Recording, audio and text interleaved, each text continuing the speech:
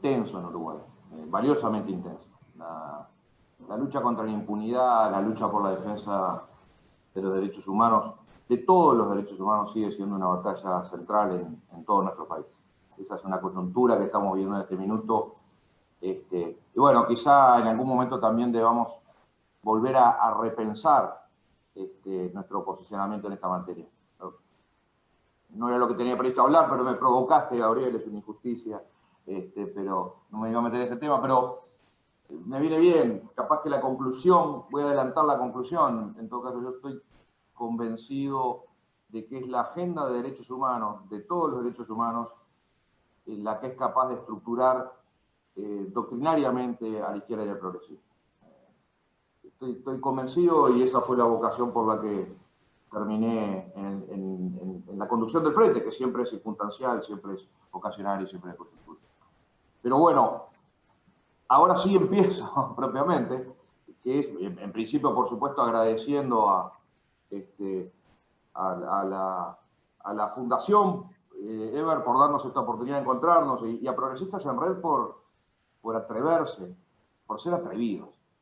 ¿Sí? Que es encontrarnos en estas redes que me parecen absolutamente fundamentales. Francamente lo quiero decir. Desde luego a mis compañeros del Instituto Gerovia, del Instituto de Igualdad, a mis hermanos de la Fundación Perseo Abramo, además que tenemos tanto vínculo y tan estrecho que han sido fundamentales en nuestra trayectoria como Frente Amplio. Sin duda, esta situación del COVID interpela en múltiples dimensiones, pero especialmente en dos que nos tocan muy de cerca, ¿no? La política y la economía. Ambas, política y economía, refieren a temas en los que como progresistas, como gente de izquierda, realmente tenemos mucho para decir.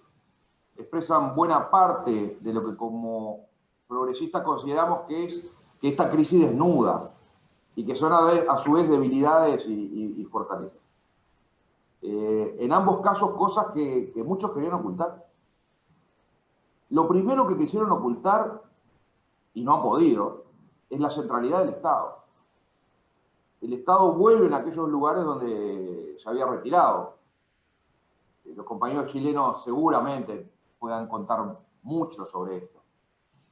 Y se consolidan donde querían reducirlo a su misma expresión, ¿no? Y ahí uruguayos y compañeras y compañeros brasileños podemos dar fe de ello, ¿no?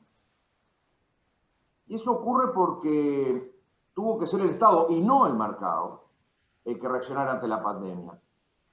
Y lo hizo porque era el único capaz de satisfacer tanto las necesidades que a regañadientes aceptan los liberales, como el orden público, la educación, como aquella que supuestamente proveería el mercado, como buena parte de la producción de bienes esenciales o los servicios de salud.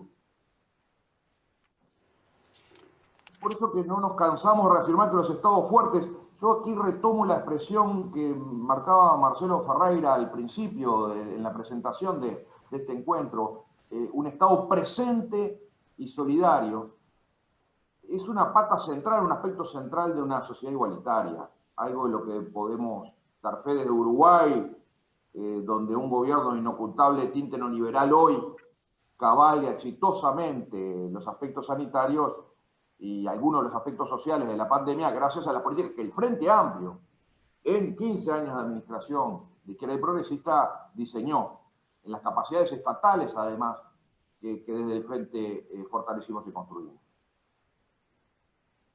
Como lo decía mi compañera, la vicepresidenta del Frente, Blanca Egart, como gente de izquierda, la primera tarea que tenemos es pelear para que esta crisis no nos haga perder integración social. Y eso supone discutir cómo se auxilia a quienes más la padecen, pero también a cómo se distribuyen los costos de la crisis. Esto abre discusiones claves para nuestros sistemas de protección social y para las formas en que ellos se financian. Discusión sobre la orientación y la profundidad de las prestaciones sociales o la necesidad, pero hay que ponerlo en discusión, de una renta básica universal o de alguna otra forma de rentas universalizadas. La discusión sobre la protección social nos lleva de la mano a ver cómo se aseguran estándares de vida que constituyen pisos básicos dignos para nuestra gente. Eso supone no solo las discusiones clásicas que sabemos dar y que hemos dado regularmente sobre las políticas de salud, sobre las políticas de educación, sobre las políticas de empleo, sino también sobre temas, por ejemplo, y que lo ponían de manifiesto en el panel anterior y me parece central, y apareció incluso en el chat, y me parece central, como temas que tienen que ver con los cuidados, que tienen que ver con la participación en especial de las mujeres en el trabajo no remunerado, en los cuidados, y lo que significa en nuestras sociedades, y cómo eso se instrumenta socialmente. Y también como en algún momento se planteó, y creo que en Gran Bretaña con mucho énfasis, y creo que hay que prestarle atención a ese debate, sobre eventualmente servicios públicos universales. O sea, no solo renta básica universal o rentas básicas miradas en función de determinadas características, sino también de servicios públicos universales. A mí me parece que hay una clave que también vale la pena que volvamos a discutir y que tomemos en la discusión. Y además, por supuesto, la forma en que estas prestaciones se financian no es otra cosa que una discusión relevante sobre fiscalidad. Los derechos cuestan. La atribución de derechos, pero además el ejercicio y la provisión de las obligaciones correlativas a los derechos fundamentales que están en juego, tienen costos. Y tienen costos que hay que hacerle frente. Los derechos cuestan, decía Cass Sunstein, y me parece central tenerlo en cuenta y ser responsables en esto. Y en ese sentido, la política tributaria, la discusión sobre fiscalidad es absolutamente relevante. Es relevante por la financiación de los derechos y de las prestaciones, insisto, de las obligaciones correlativas a los derechos fundamentales que están en juego y que es insolayable, indelegable prestar, pero también incide sobre la redistribución de la riqueza, ya no sobre la distribución, donde el mecanismo básico seguramente sea de materia salarial, sino de redistribución de la riqueza y quienes soportan esto también, una vez más, en términos de igualdad, las cargas necesarias tributarias para financiar estas prestaciones.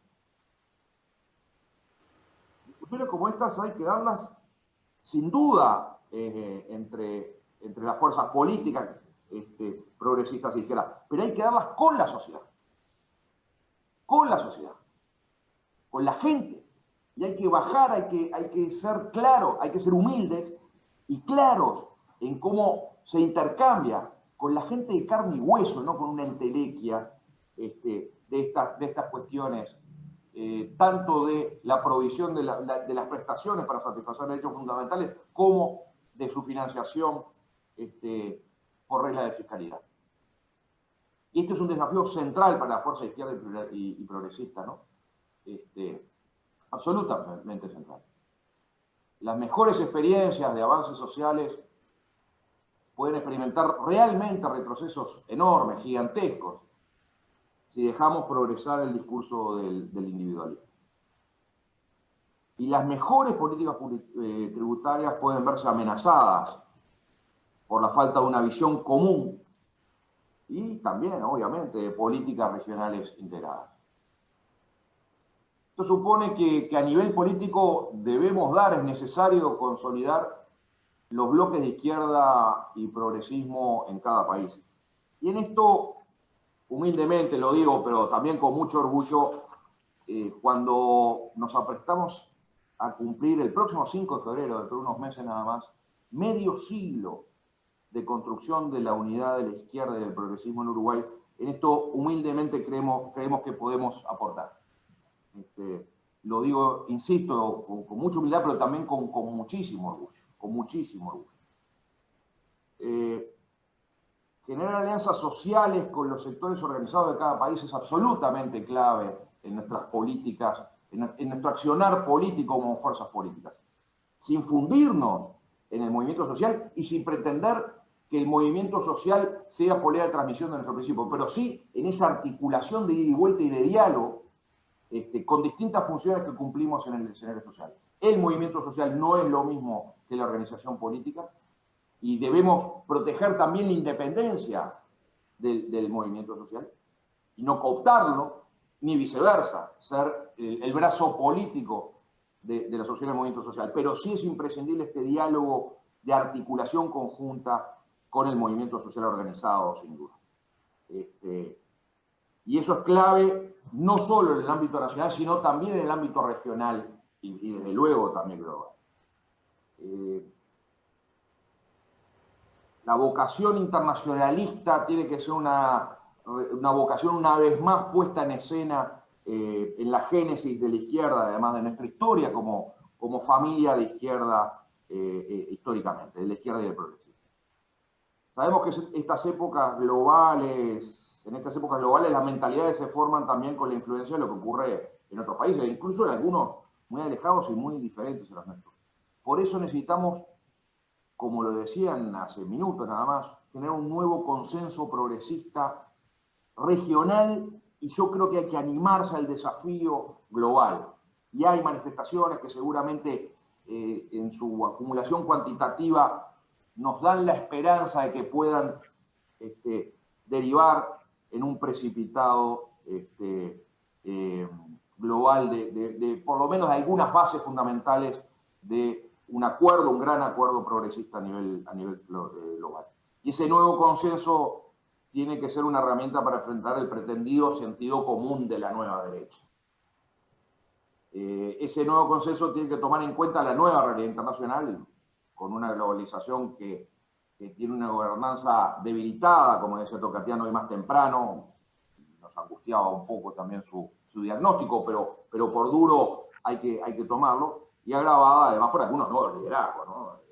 Los Estados Unidos siempre tuvieron una visión instrumental de América Latina, pero que se agravó con esta deriva demencial que significó este presidente que hoy tienen, y que ojalá termine pronto, que ojalá que en noviembre le pongan fin.